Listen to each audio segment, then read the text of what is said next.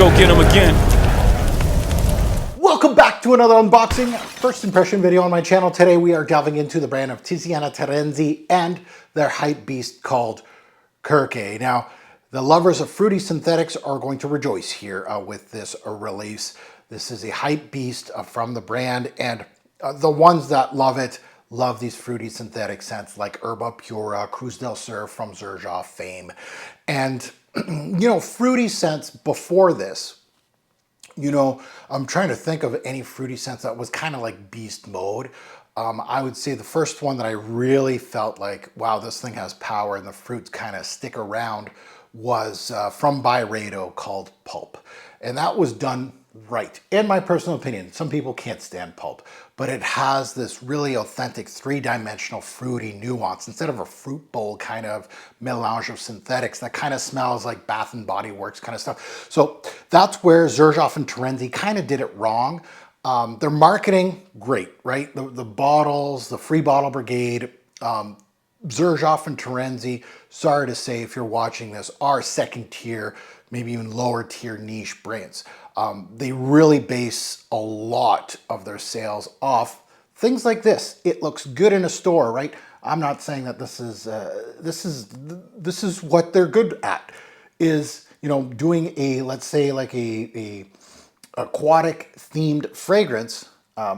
Everything is right about it. The bottle's beautiful, right? It's a great imagination of utilizing this kind of packaging is out of this world. The marketing of using the free bottle brigade and social media and reviewers, you know, that's their bread and butter. Xerjoff, Terenzi, they're both in that same little pile. However, if that's your strength, the scents themselves are not the strength of these brands, unfortunately. Terenzi, as much as a homegrown brand, to me personally, from what I've tested, all the imagination and the beautiful pieces are all about marketing and their bottles and how they look. But unfortunately, you know, all these fancy bottles and things, you get issues with atomizers, leaky bottles, caps that don't fit right, things like that, even though they look good to the naked eye. Same with Xerjoff, right? Pretty bottles, cool collaborations, using, you know, social media as your anchor for marketing. All these ploys, but the juice inside is what counts. This is what we're in it for, right? Fragrances, right? And unfortunately, that is their weakest point. It's their weakest point, and I can't do brands like that. So you could see there's a lot of bottles beside me here, and you're like, well, wait a minute. If you're new to my channel, this is going to be like, what is this guy talking about? I'm a realist. A lot of this stuff, first of all, is from my decant site. So I've decanted most of these. I only bought one, which I think is this one right here, Lo de Nero. I blind bought it way early in my journey. And it was basically based off Black Afghano. And once I sampled from this brand, you know, I really wanted to start collecting because I thought the bottles were cool, things like that when they first started. And I got excited about the brand, but that excitement like weaned really quickly. And I was like, oh, this is the kind of brand we're going with here. So that's why a lot of this has been from the decant site, including Kirkè here, just because of that. So yeah, so this one right here, of course, is all about those fruity synthetics, you know, that blast of fruity synthetics like an Herba Pura and Cruz del Sur. I don't live under a rock. It's not like I do, you know, I hate when reviewers go like, oh, I haven't watched anything. I don't know what's going to be in front of me here. I have a vague assumption of what's going to be in front of me here because I'm in the fragrance community. It's not like I've never heard of this fragrance. It's a hype beast. And I know it's compared to Herba Pura from Xerjoff. I've smelt that fragrance. I've decanted that fragrance. I own a bottle of that fragrance. I know what I'm getting myself into here. And these intros, you know, Mark's a hater. No, this intro is what have you showed me. This is exactly, if you're new to this channel, I'm telling you exactly, as a frag head that owns 4,000 bottles, have tested, you know, tens of thousands of fragrances. This is my intro. What did this brand has done for me in the past 10, 15 years that I've smelt? These are the ones that I've smelt, owned, things like that. And this is what I hear. And you're going to get the truth. I'm not free bottles here, nothing like that. So Terenzi, unfortunately, a homegrown brand, right? I believe built by a brother and sister. The sister takes care of the marketing. She's killing it. The brother, Paolo, is the in-house perfumier. I'm not going to say he's not killing it. When he replicates things, which is a lot, he does it right. I don't know if he uses a machine to do that, whatever. There's not much, we'll say, there's not much imagination or any real, I don't know. I like my noses to be artistic. You can be inspired by a bit, but if you're basing your brand, a niche brand that will charge $1,000 for a bottle, I personally, as a frag head, want you to have your own brand identity. And this is not it. So I always hate to see this and be like that, but it's a clone brand. But I like to test with my own nose and give you my thoughts. You never know, right? Anybody that knows me knows that I am going to give it just due. I'll tell you exactly what I get, and we're gonna go with it. So I'm hoping for, a good scent here. Maybe we got a little, maybe we've hit the wrong ones, and we're getting, a couple good ones. But, from the track record and from what I see online on this fragrance, I don't think that's going to change my mind. But sometimes it happens and sometimes it does not. So let's see here. Let's go. Let's take a look at some stats here. Let's take a look at, of course, the note breakdown, release date, nose, pricing, all that. And then we're going to unbox this. This is, of course, sent to me to decant, so I'm decanting it. I did see a sticker on it. I just cut it open right here so I can actually open the box, but it says broken nozzle. Broken atomizer. Okay, so we may not even, I might have done this whole intro for nothing. If you see my face, it's a win. It works. So let's take a look at the note breakdown and let's move on. So at the top, we have passion fruit, peach, pear, raspberry, cassis, and sand. Okay, interesting. A lot of fruits up there, and that kind of reminds me, fruit bowl, right? No mango, though. I don't see mango there. Okay. In the mid, we have lily of the valley, okay, floral. And in the base, we have musk, sandalwood, vanilla, patchouli, and heliotrope. So, okay, so there's not much beyond the fruity notes, right? I'm assuming this is going to be one of those that's going to be kind of top heavy. All the bang is going to be about the fruits. I don't see that any of these are going to be a little more primary, we'll say, right? The mid and the base are kind of thinned out. Release date back in 2015, so it has 10 years on the market. Nose, of course, Paolo Terenzi. Pricing this retails for $295 USD, which is not too bad considering a lot of these fragrances from this brand can be quite pricey. At discounters, you're looking at about $120, $170 USD. There's tons of price variations because Kirkè is very popular. So do your research. Definitely don't pay retail. Don't, unless you want to. But, all discounters are going to have this bottle, all of them. And depending on how they sell on those discounters, the less they're going to be. So 120, I think, would be a fair price for a Terenzi fragrance. I don't think I would be paying, over $200 for a Terenzi, give or take, which, unfortunately for me, when I first started, I did. With Lodeno Nero. So yeah, let's open this one up and let's see what kind of condition this thing is. Is it leaky? It's a return product, obviously, so it kind of has some so it comes with all the paperwork. And again, that's all about the marketing, right? This little book has, I think, a lot of their fragrances, if not all. It goes all their collections. They have, they're known for their candles as well. They're in that little book. The cap's all goofy, and now I see why. Because the atomizer is broken. It is a broken nozzle, like they said. No, leaky. But let's see if we could save this thing. We're going to put it on strip first and then on skin, but I might not even have a video here. This thing's not even sitting, like it's broken, right? Broken. Oh.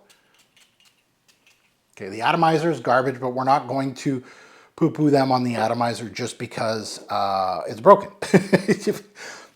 Okay, so we're gonna have a review. So you're gonna see my ugly mug reviewing Kirkè. Let's see what this fragrance gives me on a piece of paper. Oh yeah, definitely a fruit bowl. It is definitely a fruit bowl of sorts. The strongest note is actually the passion fruit in here, which is actually not too bad. But it's very, you know, it's in that Herba Pura family. I kind of figured it has that that feel. It is a little tropical. It has like a tanginess to it, and a little tartness to it as well. So that passion fruit has a lot of, you know, I'm looking for three-dimensional notes, which is nice to see here. And I'm getting a little bit of a peachy vibe as well, but more of a peach soda. It has like a fuzziness to it. It's definitely not, you know, authentic peach.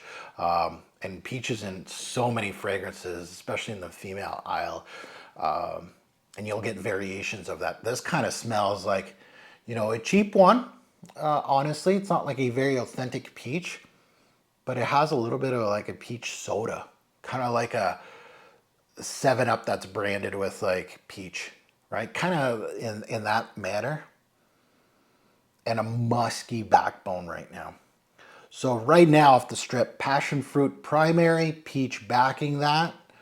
The passion fruit's quite good, so I'll give it that. The peach is nothing to sneeze at, right? It's something that I would expect a designer fragrance kind of smelling like. I'm not getting any of the other notes, and it's going straight to like a musky backbone. So fruity, fruit bowl-ish, yeah.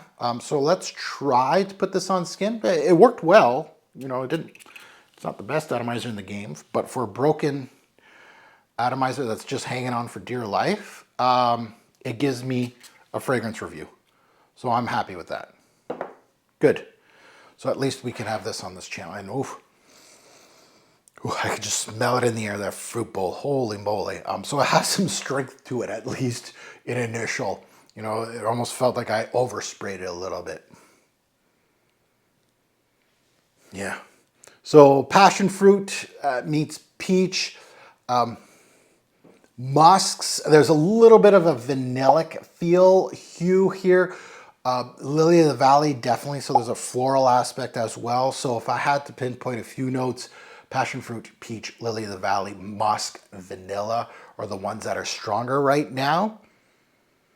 Yeah, and it's got that fruit basket here, so I'm not getting that Herba Pura stolen idea kind of feel here, but it's a fruit basket versus a fruit basket, right? Herba Pura's got its own, this one has its own, and it's a little different, right? Sweet, ripe fruits is where I'm going.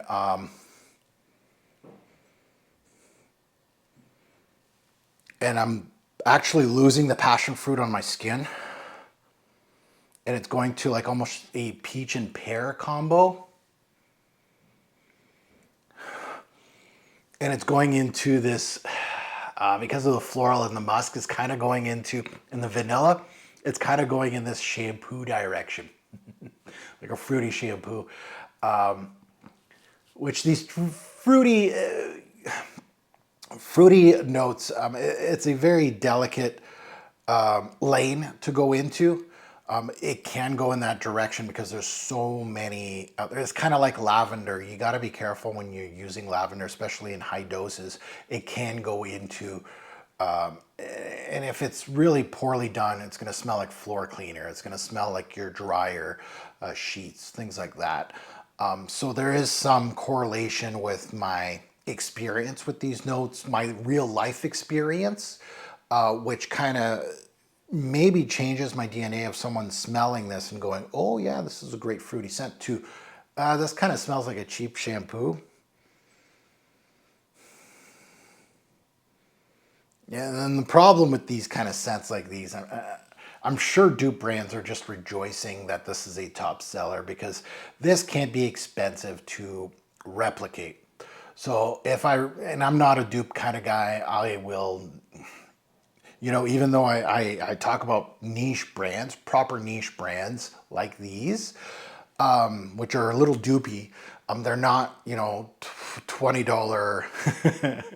$30, you know, Middle Eastern brands, right? That are specifically dupe brands. They tell you, they call it as it is. Now there's a little bit of powder as well here. And I would correlate that to the heliotrope because it is one of the notes that would give you powdery aspects. At the end of the day, Kirkè, you know, this hype beast, I don't know, I'm not that kind of Herba Pura, Cruz del Sur kind of guy. I don't see the value of spending, you know, 120, fine. If you're paying more than a designer fragrance, I don't know why you would.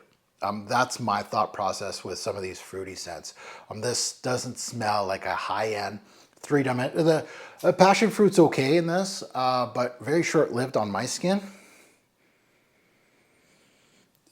The passion fruit's good. So the peach is not very good. So basically everything else in this fragrance isn't that great. You know, and I'm kind of seeing like, where is this going to go for me more, you know, in hour 4, 5, 6, right? There's not much here that will, I feel like it's going to change, right? It's really about the fruits, and as good as the passion fruit was, it is a short-lived note that goes more into a peachy pear thing. Maybe a little bit of raspberry, kind of like a fruit bowl, but synthetically done. You kind of lose that beauty of the passion fruit. Yeah. So Kirkè by Tiziana Terenzi. I don't know, I'd have to revisit Herba Pura. I thought that was more of a mango heavy fragrance. I might be wrong.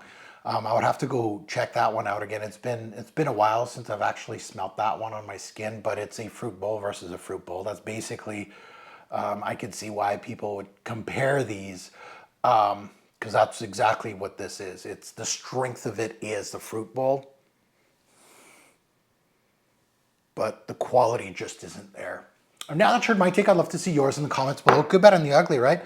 And I know there's going to be some people that visit my channel. They're going to think that this is a 10 out of 10 masterpiece, blah, blah, blah. Perfect. Put it in the comments below. I'm always open to that. You can be on the same page as me, and I'm just like, meh. You know, it's not a stand up from the brand, even though it's like pulled off Herba Pura and kind of like a clone or dupe, whatever.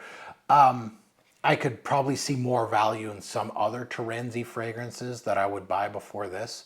I don't see any wow factor here worth the hype. Not really. Not really. I'm not on it. No. But I always applaud people to give out their takes in my comments section. Good, bad, and the ugly. And as always, a great import fragrance will make a lasting impression. Choose your scent wisely. Thanks for watching, YouTube. Have a good one.